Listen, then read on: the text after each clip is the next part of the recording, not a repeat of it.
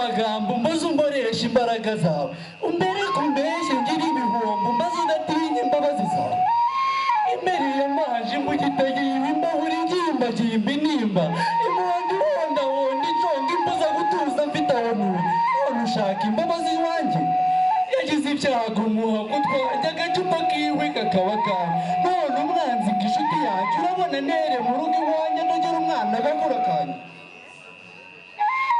ndimo ndabyumva nimba ibyo yakoze uyu nibara gusa unareba uko aje uko aka gatanga ateye aka ntikakubwira ikintu gira amazinda nimba imbabazi mbitse imbere ni nkeya amakosa imbungagana igihumbi imbaruto mbitse imbaza guhora iyo ngira imbunda mbagize bwangu umburize umwana kuba akagimbi urucururuke twicare ugire ubumuntu bwuzuye ko se yashatse mwanya uyu akaba aje iwawe yoroshye cyakubwira ikintu ubucuti twacuditse bucike duca umubano nshahani warancuruza uca ku rubyaro ucinya umushinga ituma umukico ugeze icice none ushaka ncima n'izambara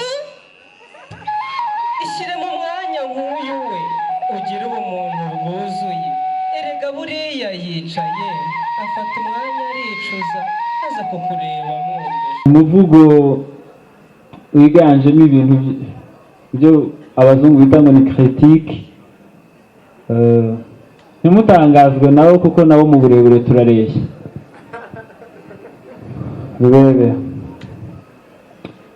wewe mu nyumva ndi umuntu usa namwe nka umuhungu wahoze iby'isi iby'ijumbi isunze ibindi rubebe sinigeze rubebe sinishe sinanasambanye rwose sinigeze nkora nabi igihe nakuze nisanga mu ikanisa Sunday school narayisomye n'amasengesho sindayasiba gusa jye nisanze ntasa n'abandi dore abandi bana bagira iwabo bakabitaho bakabatetesha nyamara gisuko iwacu bajya kuncika banciyeho amakara umva ngo babaga nari impunzi impamvu zabazanye sinzi abandi cyane nk'agaciro cyane ko nagize amahirwe yewe yo kuba narabashije kubana n'abasizi ni ibintu nkunda cyane niyo mpamvu nawe nyitabiriye uno munsi kuko ndawukunda cyane nagize amahirwe yo kubana n'abasizi navuga nka generasiyo ya nyuma y'abasizi bakomeye nagize amahirwe yo kubabona yitwaga Munezero Pangarasi undi ni Kagosi hanyuma undi ni Ruzibukiye nibo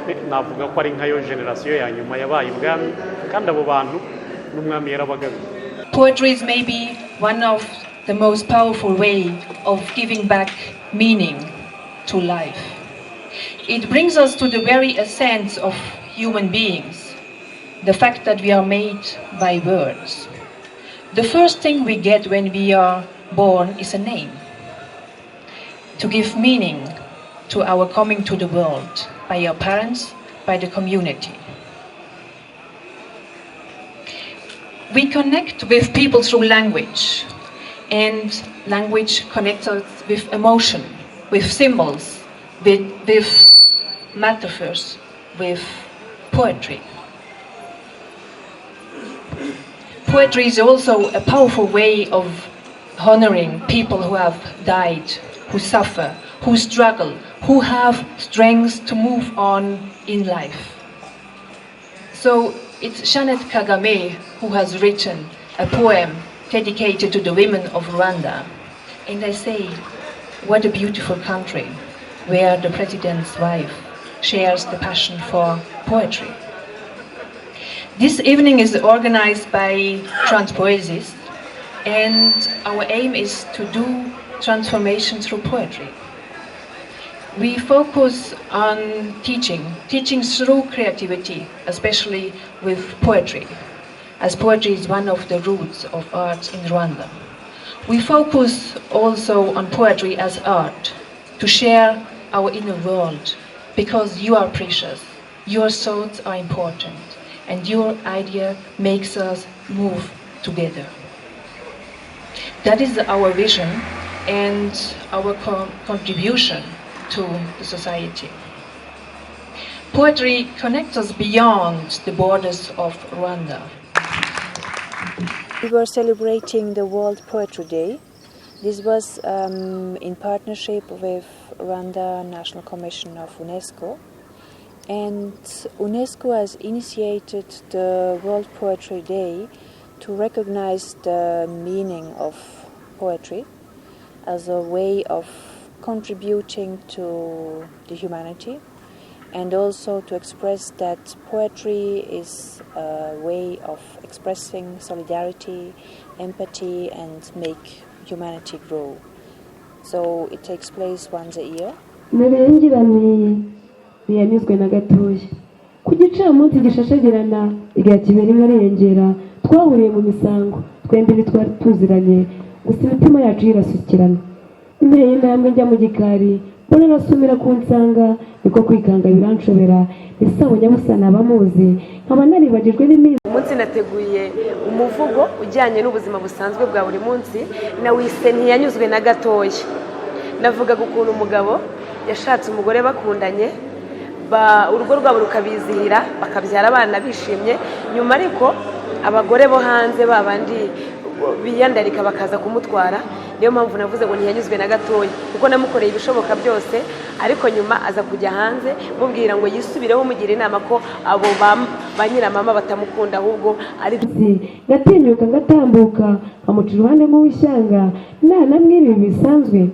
Uko nagendaga ibiti nyambo ikimero kizi yabarebye inzobe ikeye imurika cyane, niko yagendaga ubudahumbya yarashyugunge bishyira kera anoza umugambi wo kunsanga bigera n'ubwo ategereje. Mu buzima dusanzwe muri sosiyete nyarwanda mbona harimo abagabo bajya baca inyuma abagore babo, kandi abagore babitaho uko bihagije bishoboka.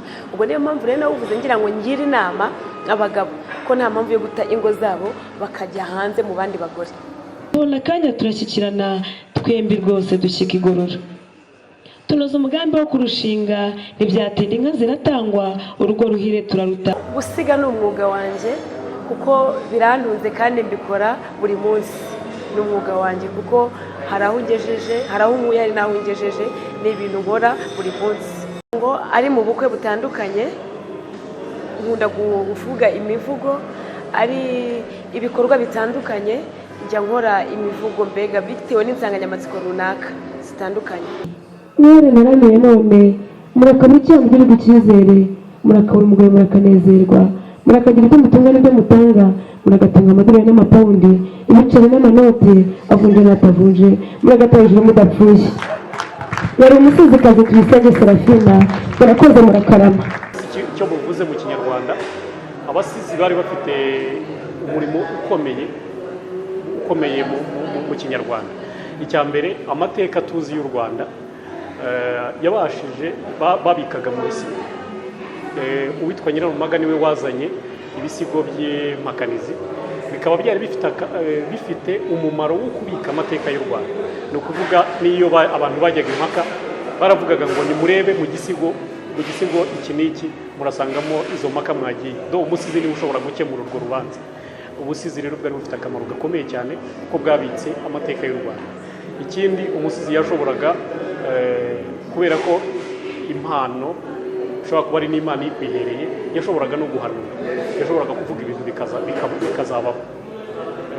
Ikindi, yashoboraga kugira inama, gutanga message akagira inama, akaba yaganiriye n'abantu, yamara kuganira n'abantu akaba yagira inama ubuyobozi, akaba yagira inama yavuga nk'ibitagenda cyangwa se ibigenda neza ko byakongerwamo imbaraga.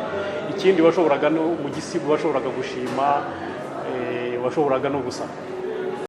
Reaction ugize ni ukuvuga inkubise ushobora guhita nguhimba, ungiriye neza ushobora kuguhimba. Umusizi yahimbaga bitewe n'ibyo areba, yashoboraga kwishima agahimba, yashoboraga kubabara agahimba, yashoboraga kubona ikintu uko akibonye akaba yagihimba. Ni nko muri ubwo buryo.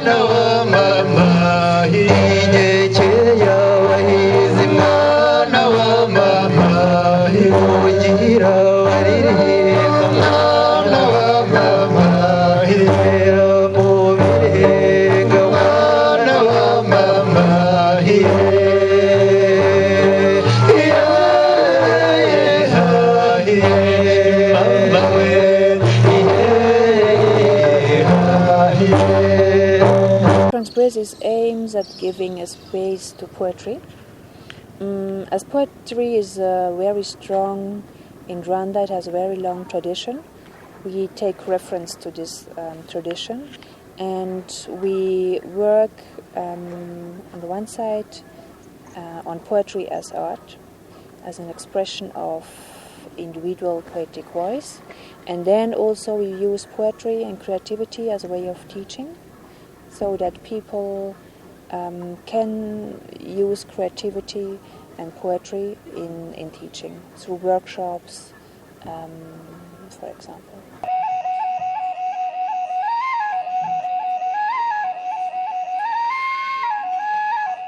Le poème que j'ai préparé s'intitule Je suis Burundi. C'est comme ça que le poème s'appelle. Visage flottant sur le lac, bien au cœur de l'Afrique. Là où coulait le lait et le miel, là où le paysage naturel et autres beautés étaient. Ça a été transformé en champ de guerre sanguinaire. Le sang de nos frères et sœurs, le sang de nos pères et mères, le sang de nos amis, camarades. En l'écrivant, je l'ai écrit en pensant à mon pays. Et vous connaissez la situation qui est actuelle au Burundi. Alors, c'est parce que ça m'avait touchée vraiment. Alors, je me suis posée quelque part et j'ai commencé à écrire. Le contenu qu'il y a, c'est les choses qui se passent dans mon pays. C'est ce qui se passe maintenant, ce qui s'est passé. Vous savez que ça fait déjà 1 an, ça fait 1 année que ça s'est commencé. Alors, ce que j'ai écrit, c'est sur le déroulement des choses. Oui. Ramène le Burundi dans la voie de la paix. Je crois en l'avenir de mon peuple, même s'il m'arrive souvent de baisser les bras. Alors, Seigneur, aie pitié de mon pays. Pardonnez-nous nos péchés. La poésie, chez moi, c'est une façon de m'évader. C'est vraiment quelque chose que j'aime. Vous voyez que, par exemple, j'aime écrire quand je suis fatiguée, quand je suis fâchée. C'est une échappatoire. Oui, je me mets en coin et je commence à écrire quand j'ai une inspiration. Oui, c'est bien comme ça. J'aime la poésie. Ma vie au Rwanda, elle est très bien. Par rapport au Burundi, elle est très bien. C'est vrai, elle est très bien, mais mon pays me manque. En participant à cette poésie, je pense que je transmets le message aux Burundais qui sont au Rwanda. C'est vrai, bon, il faut garder espoir.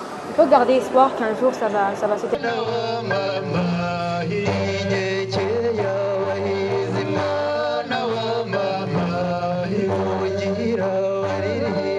See, the way I'm using poetry is I realize that you only have one life.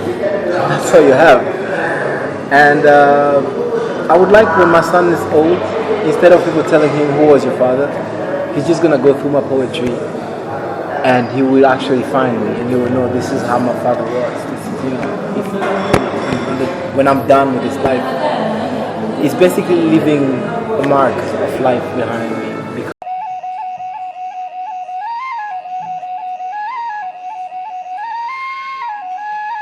Poetry, we've been pushing since it's been 5 years now. We've been doing lots of appearances. Even when we go offline, some of us will continue to write using social media. Social media is the thing that's really pushing poetry today. So it's really in a good space, and I want people to embrace it. We come from poetic families, most of us. Even if you don't know it, somewhere in your genes, because this is the expression. When you listen to the music, the song, to the dance, everything's so poetic in this country, and it's just that because of the switches, too much, we tend to follow the West too much in our ways of life. But a step back, you go back and look at the poetry back, let's say not even too far, like in 1980, for example.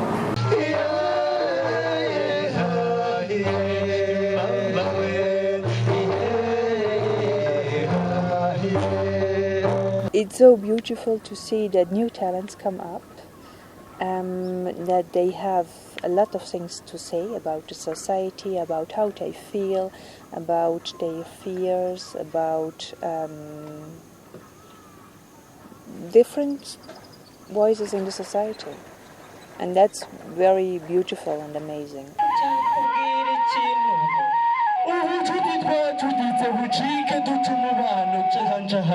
Poetry for me is expression.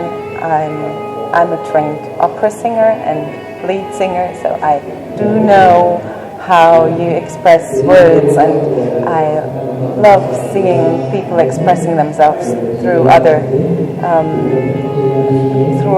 tools, and poetry is expression right from the heart.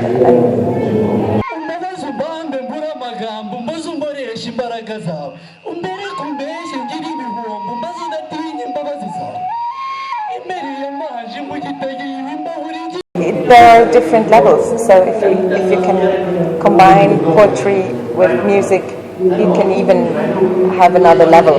So you express yourself through words, but also through music, and music for me is even more attached to emotions than words.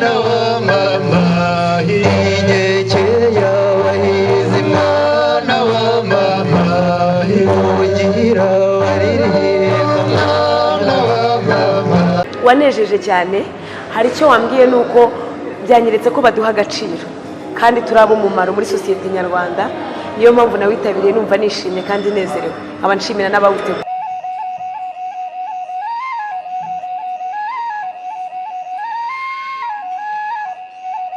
Ikinyarwanda ari cy'ingenzi cyane ko ikinyarwanda ari ingobyi y'umuco wacu, kandi utaye umuco mu by'ukuri nta cyerekezo aba afite. Ubwo rero numva ko ikinyarwanda ari ururimi rwacu twagakwiye guha agaciro kandi tukanarukunda, kuko ni ururimi ruranga igihugu cyacu nk'indangamuntu ya buri munsi turanga. Uyu munsi wahabwa agaciro kawo, ukaba umunsi nk'uko ugahabwa agaciro bikajya byizihizwa, ariko tukita ku basizi bagifite iyo mpano, kuko barahari bafite ubusizi bw'umwuga. Ubu busizi turiho dukoresha ni imivugo, iyo uri bubona ahangaha cyane cyane ni imivugo, ariko nishimiye ko nabonye n'umusizi muri abo ngabo b'umwimerere n'abahari. Ndifuza rero ko twagarura nk'uko kera igisigo cyabaga kimeze. Ubundi hari uburyo igisigo cyaturwaga. Igisigo cyaturwaga mu buryo butatu: hari urugera, amataga n'inkuru. Ubu rero uburyo dusigaranye ni bumwe bwonyine, ni inkuru, kandi nayo ni inkuru itari nk'inkuru nk'uko kera bayituraga. Nifuza rero ko ubusizi bwagaruka, ariko bukagaruka bufite ireme yabwo ya kera.